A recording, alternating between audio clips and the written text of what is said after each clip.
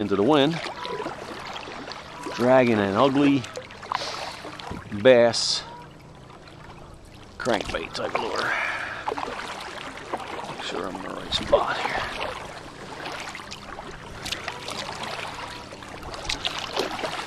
Wouldn't it be cool to own one of these homes along here with these long docks? Very nice. Great setups.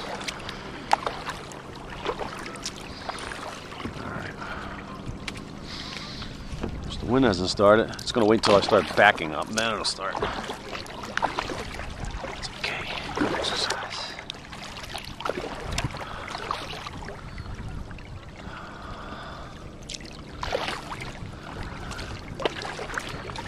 Swing this out here. Give myself a rest. See how this is going to work. Action-wise. Alright. This thing floats. Of course, until you drag it. Start to reel, it dives. Don't go real deep, it goes deep enough. And it drives fish crazy.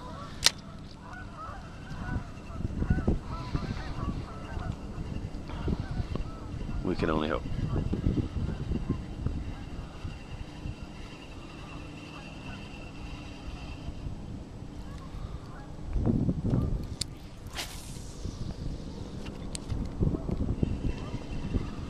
I want to thank Randy Peterson, maker of The Hat Cam at thehatcams.com, for making these films possible. What a great idea. And it makes this a lot more fun. Not to mention, when I'm talking to myself now, it's not just myself I'm talking to.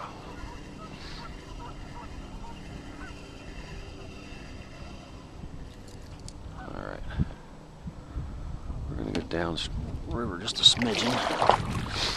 Gotta paddle back. What I consider, maybe have possibly coined the phrase of back trawling. You're back paddling and trawling at the same time.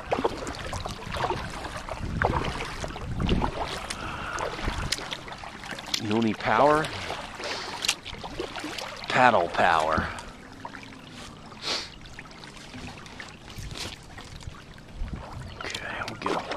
Other section.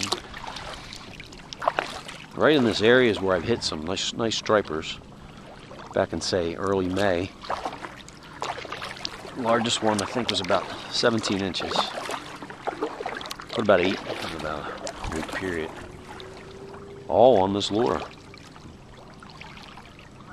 Most of them with the back drawing method, but a couple just, of course, cranking it. Crankbaits are very effective baits because they have that swimming action. Okay, I think that's about it. First thing I like to do is take it, cast it out there as far as I can get it.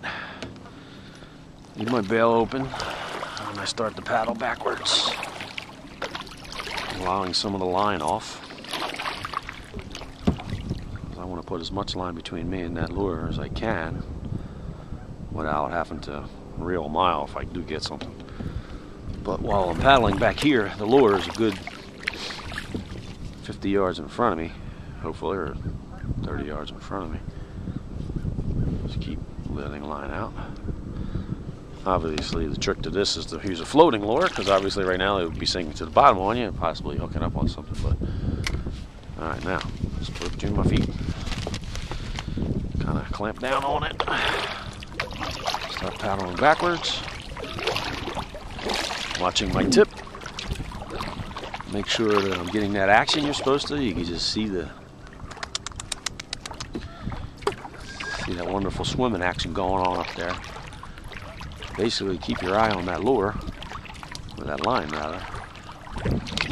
When they hit it, they do hit it. The rod could get yanked right out of this kayak. So we don't want that to happen, but paddle a little, keeping a straight line.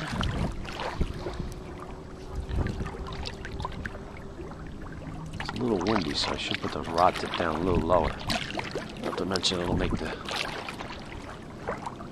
lure go a little deeper.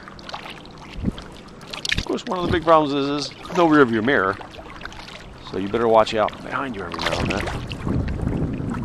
This section of the river in June and May and June, July, a lot of pleasure craft.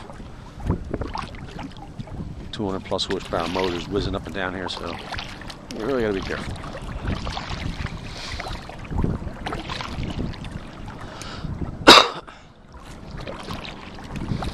The beauty of this is you're fishing and getting exercise at the same time. Work them shoulder muscles real nice. The faster I paddle, the faster that thing swims. The more enticing it looks to those fish. Say, look at that. Yeah. Come and get it.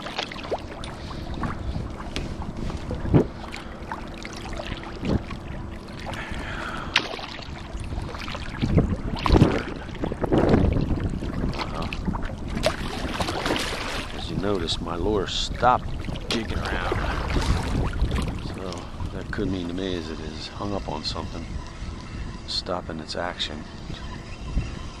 So I'll reel in,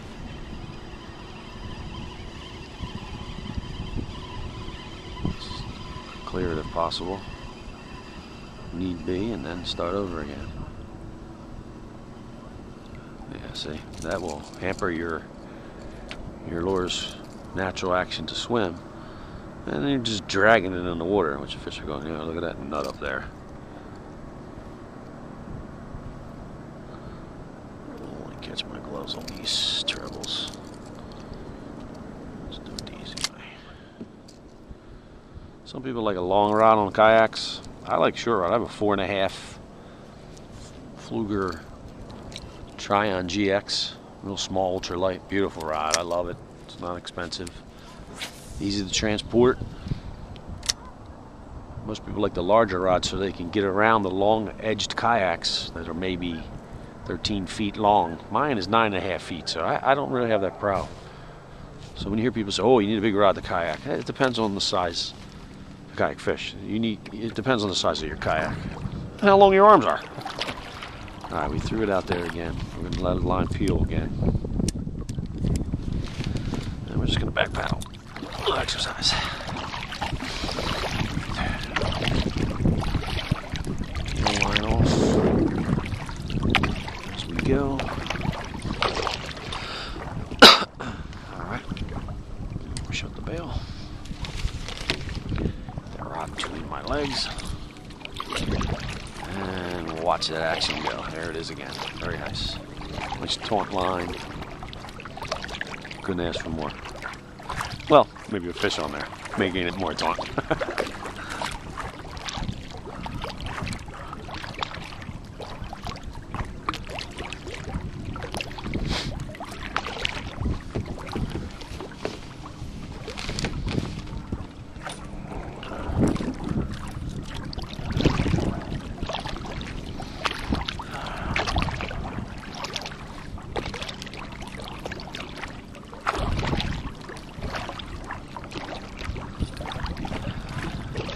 Nice to get a striper. I'm heading back to New Jersey, meet up with some friends that I striper and drumfish and do open season to trout with every year. November 14th, we'll be doing some striper fishing in the Delaware Bay off a boat that we call the Canyon Clipper. Very nice captain. Does a great job for us. It's got a beautiful boat. It's a very relaxing day a lot of times. Our last drum season in May wasn't so great. Weather wasn't cooperating. We caught 3. But I'm optimistic that this striper trip is going to be good for us. Not in the least. Back to see good friends. Enjoying everyone's company. Okay. And we're still dancing nicely.